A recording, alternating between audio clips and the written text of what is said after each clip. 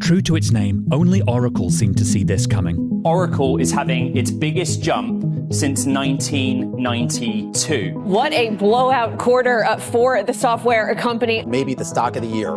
And then, just days later, TikTok's US operations are set to be acquired by a consortium including Oracle. Oracle shares spike after it's named as part of the consortium. What was going on? This was an old-school enterprise tech firm, tickling investors in places only a flashy startup normally reaches. Because Oracle basically said that they have almost $500 billion of contracts to be earned in the next few years. And that was a shocker. Everyone was modeling maybe, $150 billion. It blew away analyst expectations. Now, Oracle's deeply connected to one of the hottest social media properties on the planet, and behind one of the most ambitious infrastructure projects on the planet. Oracle had been written off as a kind of IBM-like company. This is an incredible comeback story.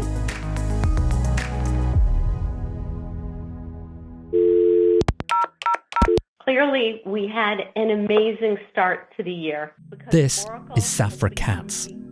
Safra Catz is the CEO, and she's considered by Wall Street to be one of just the sharpest financial minds out there, right? I mean, investors love her. Never more so than on September 9th, when she stunned Wall Street with Oracle's quarterly earnings. They showed a spike in bookings at a scale which nobody had ever really seen before. At the end of its fiscal first quarter, Oracle's $455 billion forecast was a four-fold increase over the same period a year earlier. Infrastructure revenue alone will grow 77% to $18 billion this fiscal year. So yeah, it was a good day to be Oracle co-founder Larry Ellison, whose net worth soared by $89 billion as a result, almost enough to buy Starbucks, or 4 Lululemons, or half a Qualcomm. That was the biggest one-day gain ever recorded on the Bloomberg Billionaires Index. He must have been very pleased. Online commentators were saying, okay, it's never too old to grow, right? He is 81 years old, and briefly, he is the world's richest man. He started 2025 in fourth place. It was only in July that he passed Mark Zuckerberg to move into second place, even though him and Elon Musk are vying for first place. Ellison is also a major investor in Musk's company. I'm very close friends with Elon Musk, and I'm a big investor in Tesla. Musk quickly regained the title, but that this happened at all was a sign the world had wildly underestimated old-timer Oracle. Several things converged to give Oracle the leg up of a lifetime, and we're going to explain what they are.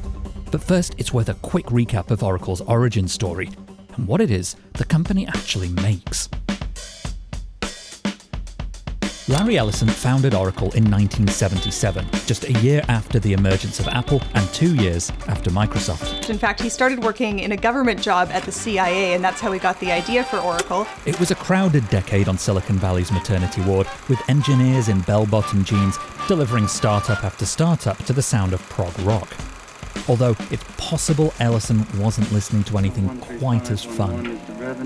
He wanted to help businesses organize their private data more efficiently. Oracle really pioneered the modern database. In the early computer age, just heaps of information were being created. There needed to be a mechanism to keep track of all that. Oracle's database was one of the great cash cow businesses of all time. And by 2025, Oracle's customers included some of the world's best-known companies, from AT&T to Walmart, Accenture, and Volkswagen. Their vast databases years, if not decades, in the making. Think of them like the biggest, most sensitive and important folders of spreadsheets ever known to humankind. They're traditionally stored in what are called on-premises environments, basically on servers in the offices or facilities of the companies who own them. This helps ensure privacy and compliance. A lot of these big companies started using Oracle databases back in the 70s or 80s and have never stopped. All right, back to the present day. What did investors think Oracle's plan is? One is to sell influence AI models to existing clients. The other one is to basically sell cloud computing capabilities or data centers. The traditional leaders here, Amazon, Microsoft, Google, they're strained for capacity. And so Oracle figured, God, we got all this cash flow. We're printing billions off of our other businesses. We're able to use that to underwrite our growth into the cloud infrastructure. But the plan surpassed external expectations. Here's how much Wall Street thought Oracle's infrastructure as a service business would generate over the next few years. But this is what Oracle says it now expects. Some of these buyers, like OpenAI, have committed to almost $300 billion in compute that they want Oracle to provide them over the course of multiple years. It's deals like that that have really prompted this investor enthusiasm around Oracle. A lot of investors and analysts are assuming that if it can do deals like that, there will be more coming down the line. In August, NVIDIA CEO Jensen Huang said he expected as much as $4 trillion to be spent on AI infrastructure by the end of the decade. Which brings us to Project Stargate. A lot of folks started paying attention to Oracle this year when they appeared at the White House next to Sam Altman, next to the president, announcing this Project Stargate, this kind of ambitious goal to invest hundreds of billions of dollars in AI infrastructure. I think this will be the most important project of this era. Project Stargate is a multi-year investment. It's a partnership between Oracle, OpenAI, and SoftBank, and the goal is to build data centers for AI across the US. OpenAI and Oracle have agreed to a cloud contract, which is probably the single largest contract in history, to build out these massive data centers across the US. Ground has already been broken here in Abilene, Texas. But it's just the first, and its capacity is off the scale. Oracle and OpenAI have agreed to about 4.5 gigawatts of computing power. That's about 2 Hoover dams. That's about 4 nuclear reactors, right? I mean, this is a sum of electricity that has never really been considered for data centers. And so we come to another reason investors are taking a fresh look at Oracle. Thank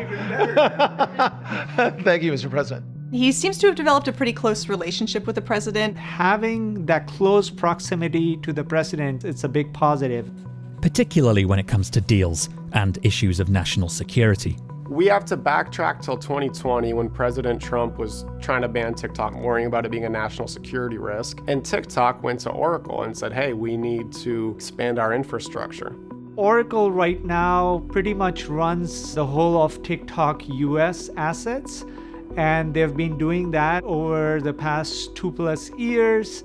And when it comes to divesting from the Chinese parent company, when it comes to getting your data in a format that's going to appease lawmakers, Oracle has had a big part of this. And it's what led to this. Bloomberg understands that Oracle and Silver Lake are among the companies that will acquire TikTok's US operations. US operations would be controlled by a group that you've come to know pretty well in Silicon Valley. I feel like we'll be in the retirement home one day analyzing this. Well, if we are, at least it'll now be grounded in a better understanding of the reason for excitement around Oracle's blow-up numbers.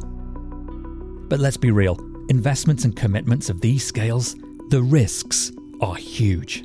Among all the hyperscaler providers, Oracle is the most leveraged and is bleeding the most cash.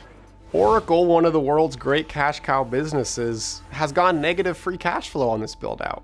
CEO Safra Catz said that CapEx was going to be $9 billion higher than expected, and investors were excited. And the reason for that is that the sooner they put the CapEx in, the sooner they get these data centers up and running, the sooner they can recognize revenue from all these customers. When you look at the $300 billion contract with OpenAI, there are 2 questions. Question number 1 is whether Oracle has the money to put all the capital expenditure in to buy all the NVIDIA chips and lease out the data centers so that it can service OpenAI. On the other hand, does OpenAI have the $300 billion to shell out? OpenAI has committed to giving Oracle more money than it has in revenue today. It's assuming that the current growth rates continue. And so if anything goes wrong there, this is a serious risk for Oracle.